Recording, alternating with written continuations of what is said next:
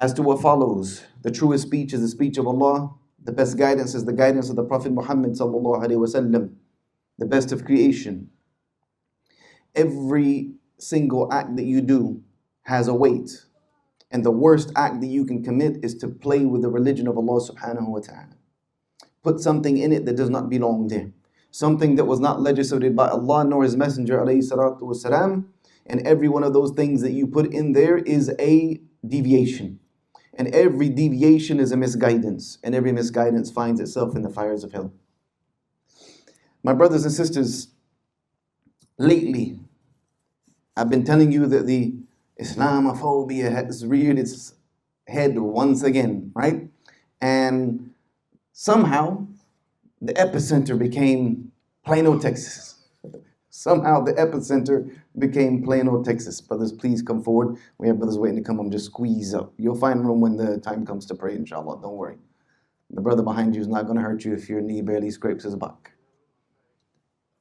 Plano, Texas has become the epicenter of the Islamophobes' rants and tirades online, right? Islam is here to take over. Islam is here to dominate and do all kinds of nasty things that I would never repeat on the minbar in the house of Allah subhanahu wa ta'ala. So today I decided, let's give the most basic khutbah that I could ever give. I said, how basic can I boil down a khutbah to? That's what we're going to talk about today. To set the record straight. That's also why I'm recording it. This is going to go on YouTube and all over the internet. I'm going to tag all these people, right? I remember when I used to spend my summers in Medina and spent time with Sheikh Abdullah Shanqiti, Hafizallahu ta'ala. This is before he was the big great. If you go there now, you'll see he has the main chair in the Haram in Medina. When I knew him, he had a much smaller chair, and we used to have time to sit with him after Fajr. Now getting an audience with him is very difficult. But I remember we used to sit with him, and I would ask him a lot of questions regarding da'wah, because he is a man of the Qur'an, and the basis of da'wah is the Qur'an, right? So I need to ask him these questions. He's the man of the Qur'an, one of the greatest mufassirin of our time. And if you don't know who his father is, go and look it up. The great Muhammad al-Shanqiti. So I asked him one morning, how could I explain Islam to someone in such a way that even a child could understand it? Because this was the way of the Prophet ﷺ. He was gifted with Jawamir Kalam, very short and concise speech, but that was easy to understand. And I have always been of the opinion, and even when I debate with Christians, I say this: if you can't explain to me these concepts, then what are you talking about? The religion of God should be able to be explained to a 6-year-old, and they grasp it, they understand it. I say there's one God. They got that. If I try to explain them how one God became 3 in 1, and it becomes you have to really do some mental gymnastics. So I said, how do I explain Islam to anybody on any level of mental capacity? And he broke it down for me, and this is what I'm going to break down for you today. The word Islam, he said it's an Arabic word. Yes, it comes from the Arabic language. Allah subhanahu wa ta'ala says in the Quran, Al-Yawma akmaltu lakum deenukum. وَأَتْمَمْتُ عَلَيْكُمْ نِعْمَتِي وَرَضِيتُ لَكُمُ الْإِسْلَامَ الدِّينَ.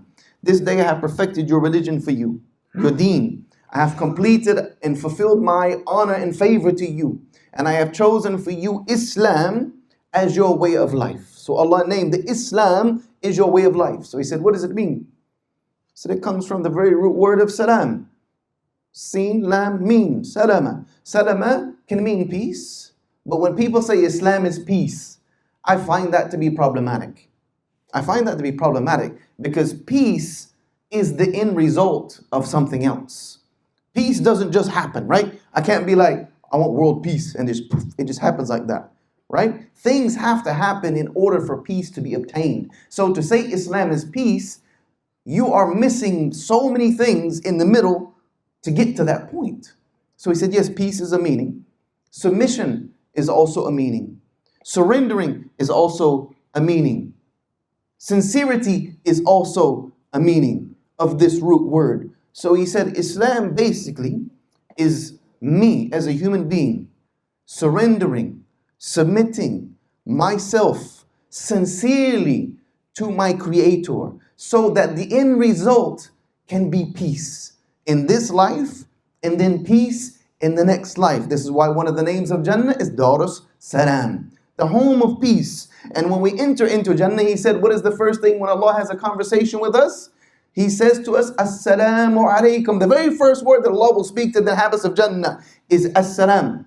Assalamu alaikum. And our response, Allahumma anta salam wa minka salam. We will respond and say, oh Allah, you are peace, and from you comes peace. So he was explaining that that peace that we want through Islam only comes from He who is peace, As-Salam. And the way you obtain it is by that submission and that surrendering. He said, look at the next word, Muslim. What does it mean to be a Muslim? He said, a Muslim is, again, we're looking at this grammatically. Grammatically, the word Islam is a noun.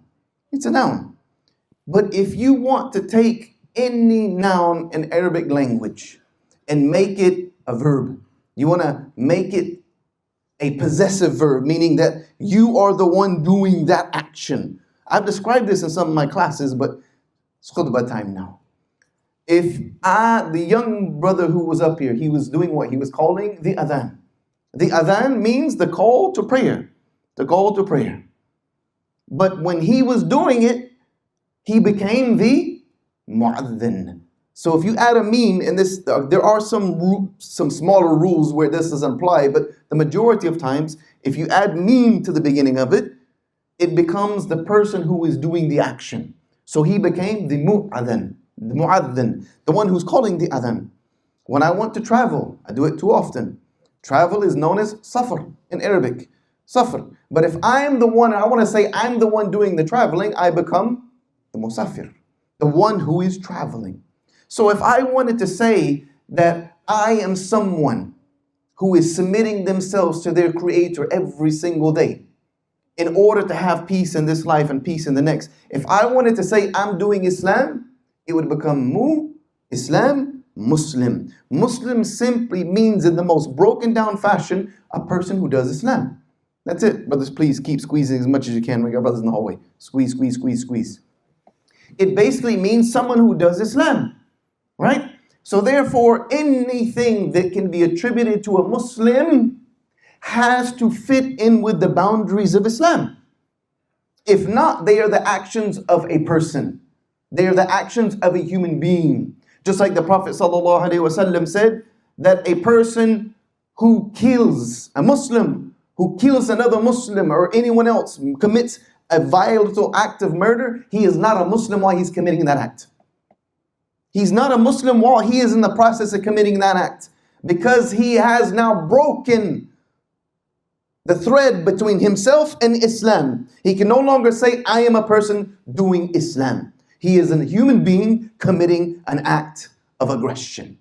Just like the Prophet ﷺ, when two Muslims are fighting each other, he said they would have both gone to hell, no matter who won. And they said, why? Why would the one that murdered the other one? He said, because if the one who murdered him had not been successful, the other person would have murdered him. They were both trying to attempt the same act, so they both will get the same reward. The word Muslim is not a name tag. It is a verb that means you do something. And that word Islam means that every day in my attempt to have peace in my life, the older you get, the more you realize how meaningful this word is. Peace. That's all I want in my life. Just peace. But in order to have that peace, I have to do certain things to get the peace from the one who brings peace, Allah subhanahu wa ta'ala. And if any of those things go against Islam, then they are not the acts of a Muslim. And if any, you can logically, this is part of what is known as usul al-fiqh, right? The roots of how we determine Islamic law and theology, things of that nature. There are some rules behind it that if you learn the rules, you don't even always need to know the ruling, you just know the right thing to do. If what I am doing is not in an attempt to reach that final outcome of peace, then this right away has a problematic stance within the religion of Islam. It's a problematic stance because it is not getting us to the end goal. It's not getting us to the end goal. This is our religion. It is so beautiful. The whole goal is to have peace. And we are people who live in a land that is not ruled by the law of Allah subhanahu wa ta'ala. It's just the reality. We are a minority in a non-Muslim land. And there is an entire fiqh about that. Fiqh al-aqaliyat. It's called the fiqh of minorities. It gives us rulings from Islam that teaches us how we should behave as a minority in a non-Muslim land. Of course, da'wah is always going to be front and center, right? Our goal is to try to help other people to see this truth and have this same peace. But there are other laws within that fiqh al-aqaliyat, obeying the law of the land. You can't just go out here and be like, you know what? There's no law of Allah about how fast I should drive. I'm going to do 110 miles an hour on George Bush Highway or 75. I know some of you do it. I see you. Flying right, just gone. Right? This is not the act of a Muslim. This is actually against the laws of Allah subhanahu wa ta'ala when living in this land. We have to fulfill the laws.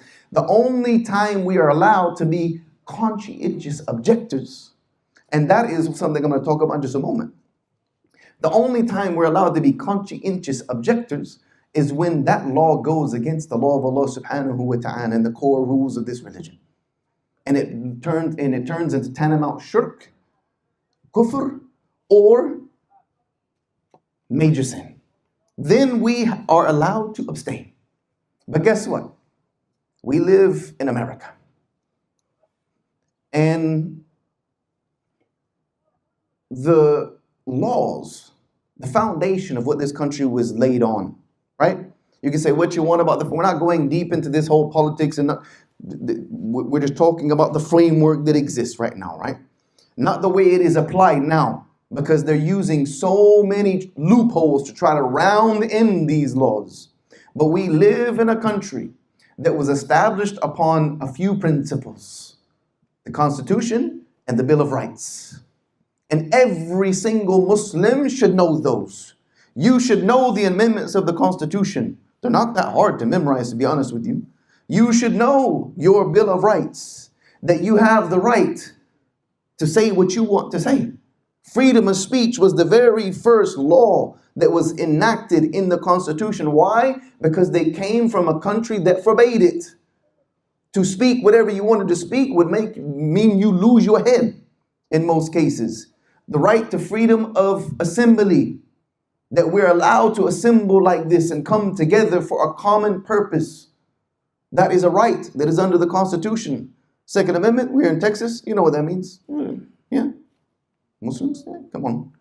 The right against unworthy or illegal search and seizures. You have that right. No one's allowed to just come and just search your home and search your property. They have to have probable cause. These are things that if you don't know them, they'll get used against you.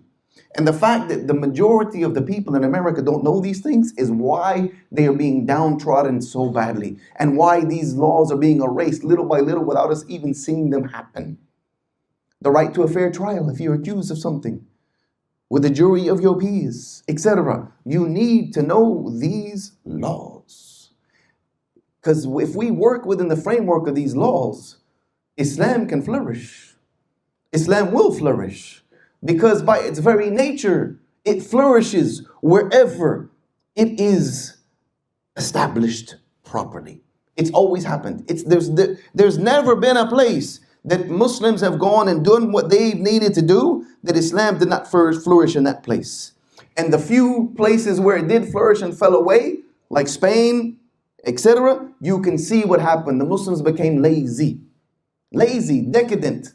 Their lifestyles were so good, they didn't care about nothing but, my fancy home, it wasn't a car back then, but my fancy horse, my children, my wealth, my properties, that's all they cared about. And that is exactly what weakened them. And they were just ran up out of there. Now you saw these beautiful masajid in Spain turn into churches. But you see the reverse in other places, like in Turkey, in Constantinople, Hagia Sophia, etc. We have a job to do in America here. But Islam is not the problem. Islam is the solution to the problem. And I said this in one of my talks on Wednesday nights. If you look at what they attack the hardest, then that is usually what is the solution to what humanity really needs. This is the game that Shaitan plays. This is how he has his minions work, right? They want to tell us that the boogeyman in the closet is the Sharia. Like we should be afraid to say that word. Sharia, oh Lord, he's coming. Where is he at? You know, he's in the closet. He's coming. What? And then they use the most stupid phrase, Sharia law. This is a stupid phrase. There's no such thing. Sharia law basically means law. That's all it is. You're just repeating the same word twice. Because the word Sharia is also an Arabic word, Shara'a. Shara'a means a way, a path, a system to get some things done. Like the streets in Muslim countries are named Sha'ari, because it's a way to get somewhere. The Sharia is the way that Allah subhanahu wa ta'ala wants us to live our life. The way you make wudu, right? You wash your hands first, and you wash your face. That's the Sharia. How you pray is the Sharia. You cannot ban religion. The two are inseparable. The two are inseparable. But the thing they want you to be scared about is fiqh al-jinayat, the law of crime and punishment. We don't have any authority over that here in this country. That is part of the fiqh of minorities, is that we have to live by the criminal system here, even though it's absolutely broken. The criminal system here is broken. You see it. People go to jail 10, 20, 30 times and get out and they're all over the place doing crimes all over again. The Islamic system is different. We don't have that here. But everything else is the system of Allah to bring this peace.